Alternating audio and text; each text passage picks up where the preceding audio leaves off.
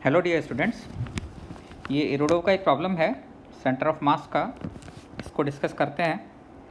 1.153 problem है Irodov का।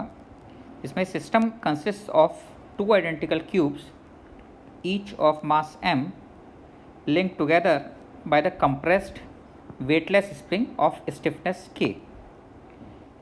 The cubes are also connected by a thread which is burned through at a certain moment. Find at what value of delta L the initial compression of the spring lower cube will bounce up after the thread has been burned through. And second part है, to what height h the center of gravity of this system will rise if the initial compression of the spring delta L equal to 7 mg by k.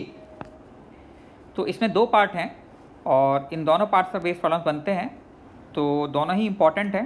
पहले आप चाहें तो एक बार खुद try कर लीजिए और उसके बाद हम इसका सॉल्यूशन जो डिस्कस करेंगे वो आप देख सकते हैं। ओके, तो मैं सॉल्यूशन डिस्कस करने जा रहा हूँ। पहले फर्स्ट पार्ट की हम बात कर रहे हैं। इससे हमसे पूछा गया है at what value of delta L the lower Q will bounce up after the thread has been burn through. तो ज़रा इसको ध्यान दीजिए। फर्स्ट पार्ट में आप ये समझने की कोशिश करें कि बेसिकली हम ये सिचुएशन लेकर चल रहे हैं कि ये मास m इनिशियली सपोज रेस्ट में है और नीचे वाला मास m तो ग्राउंड पर है, कांटेक्ट इसका ग्राउंड के साथ रहेगा ही। तो अगर हम ये मानकर चलें कि स्प्रिंग की अनस्ट्रेच्ड लेंथ, नेचुरल लेंथ कुछ इस तरह की सिचुएशन रही होगी जो मैं बना रहा हूँ, तो ऐसे केस में ये जो कंप्रेशन है इनिशियली, ये कंप्रेशन mg/k रहा होगा इनिशियल कंप्रेशन, क्योंकि ब्लॉक रेस्ट में है। तो mg = kx करेंगे तो इनिशियल कंप्रेशन mg/k है। ये अनस्ट्रेच्ड पोजीशन है और ये इक्विलिब्रियम की पोजीशन है। अब आप देखिए, इसको मैं एक अलग कॉन्सेप्ट से आपको समझाने की कोशिश कर रहा हूँ। ज़रा ध्यान दीजिए। आपको पता है कि नीचे वाला ब्लॉक तो रेस्ट में रहेगा और ऊपर वाला ब्लॉक ही मूव कर सकता है तब तक जब तक कि नीचे वाला ब्लॉक कांटेक्ट लूज़ ना करे। तो ऐसे केस में हम ये मान सकते हैं सपोज़ कि नीचे वाला एंड अगर फिक्स्ड है तो ऊपर वाला मास m सिंपल हार्मोनिक मोशन करेगा, SHM करेगा। SHM किसके अबाउट करेगा? SHM अपनी इक्विलिब्रियम पोजीशन के अबाउट करेगा। आपको पता है कि इक्विलिब्रियम पोजीशन के अबाउट जितना नीचे जाएगा वो एम्पलीट्यूड होता है। इक्विलिब्रियम पोजीशन से और एक एक्सट्रीम पोजीशन के बीच का डिस्टेंस एम्पलीट्यूड कहलाता है और इतना ही वो ऊपर भी जाएगा। तो मैं अगर ये मानकर चलूँ कि इक्विलिब्रियम पोजीशन के कितना ऊपर जाने पर इस पर कांटेक्ट लूज़ हो रहा होगा, तो उसके लिए आप देख सकते हैं कि कांटेक्ट लूज़ तब होगा जब नीचे वाले ब्लॉक पर नॉर्मल रिएक्शन ज़ीरो हो जाए। और नीचे वाले ब्लॉक पर नॉर्मल रिएक्शन ज़ीरो कब होगा? नीचे वाले ब्लॉक पर नॉर्मल रिएक्शन ज़ीरो तब होगा जब इसमें इतना एक्सटेंशन आ जाए कि kx डैश mg के बराबर हो। इसका मतलब अगर x डैश = mg/k ये इसमें एक्सटेंशन हो जाए स्प्रिंग में और यहाँ पर पहुँचकर इसकी वेलोसिटी ज़ीरो हो जाए, तो ये वो मिनिमम कंप्रेशन होगा जिस कंप्रेशन पर कांटेक्ट लूज़ हो जाएगा। जैसे ही यहाँ पर पहुँचेगा नॉर्मल रिएक्शन ज़ीरो हो जाएगा और कांटेक्ट जस्ट लूज़ करने वाली कंडीशन आएगी। तो ऐसे केस में एक्सटेंशन जो है वो mg/k हुआ। एक्सटेंशन कहाँ से लिया जाता है? हमेशा अनस्ट्रेच्ड पोजीशन से लिया जाता है। इसका मतलब इसका एक्सटेंशन mg/k है। तो ये इक्विलिब्रियम पोजीशन से कितना ऊपर गया? इक्विलिब्रियम पोजीशन से ये 2 mg/k ऊपर गया, क्योंकि इक्विलिब्रियम पोजीशन में तो ऑलरेडी कंप्रेशन mg/k था। तो इसका मतलब SHM का अगर मैं एम्पलीट्यूड बोलना चाहूँ तो एम्पलीट्यूड इसका कितना होगा? 2 mg/k होगा। तो अगर ये 2 mg/k ऊपर गया है तो 2 mg/k नीचे भी इसको ले जाना पड़ेगा, इतना कंप्रेशन रखना पड़ेगा। और अगर मैं इसको 2 mg/k यहाँ से नीचे भी ले जाता हूँ तो ये वो पोजीशन होनी चाहिए जिस पोजीशन से इसको रिलीज़ किया जाए, तब ये ऊपर पहुँच पाएगा। अब ये 2 mg/k कंप्रेशन कहाँ से हुआ? इक्विलिब्रियम पोजीशन से हुआ और ऑलरेडी mg/k तो ये कंप्रेस था ही इक्विलिब्रियम पोजीशन में। तो टोटल कंप्रेशन कितना होना चाहिए इसका जिससे कि ये कांटेक्ट लूज़ कर सके ऊपर वाला ब्लॉक जब इस थ्रेड को बंद किया जाए? तो टोटल कंप्रेशन हो जाना चाहिए 3 mg/k। तो ऐसे केस में आप लोग ये सीधे आंसर आ जाता है और बिना कोई कंजर्वेशन ऑफ एनर्जी वगैरह लगाए इस तरह की प्रॉब्लम्स 1 मिनट में सॉल्व हो जाती है। करना क्या है, आपको ये देखना है कि कांटेक्ट जब लूज होगा तो एक्सटेंशन कितना होगा, वो एक्सटेंशन इक्विलिब्रियम पोजीशन से टोटल कितना ऊपर गया, इक्विलिब्रियम पोजीशन के उतना ही नीचे जाना है, और इक्विलिब्रियम पोजीशन में कंप्रेशन ऑलरेडी आपको पता है, और इक्विलिब्रियम पोजीशन के कितना और नीचे जाना है, इन दोनों को ऐड कर देते हैं तो आंसर आ जाता है।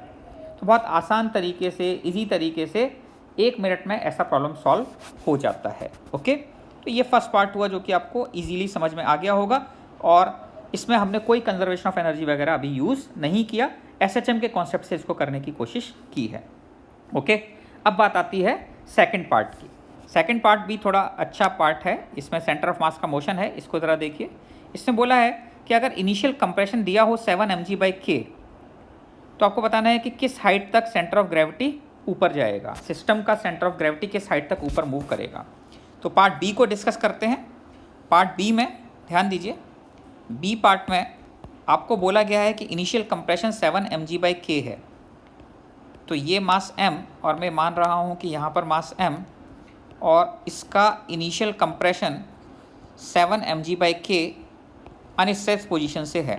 7 mg/k ये वो पोजीशन है जो कि इसकी अनस्ट्रेच्ड पोजीशन है स्प्रिंग की। अब देखिए, एक बात तो क्लियर है कि 7 mg/k नीचे है, तो जिस टाइम पर इसमें एक्सटेंशन mg/k हो जाएगा, जब इसका एक्सटेंशन mg/k होगा, यानी इसके ऊपर ये mg/k डिस्टेंस पहुंच चुका होगा मास m, तो उस टाइम पर लोअर ब्लॉक पर कांटेक्ट लूज हो जाएगा, लोअर ब्लॉक पर नॉर्मल रिएक्शन 0 हो जाएगा। ये अभी हमने लास्ट वाले में समझने की कोशिश की।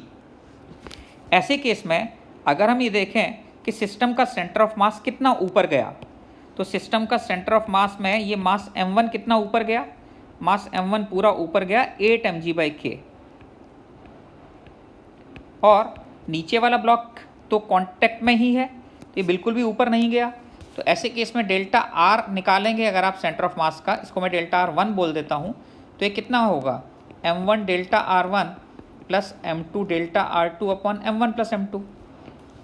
नाउ m1 डेल्टा R1 तो हो गया m इंटू 8 mg/k, और प्लस ये तो मूव ही नहीं किया अपॉन 2m। तो ऐसे केस में डेल्टा आर CM कितना आ जाता है, दैट इज़ 4 mg/k। तो इतना तो सेंटर ऑफ मास अभी तक ऊपर जा चुका।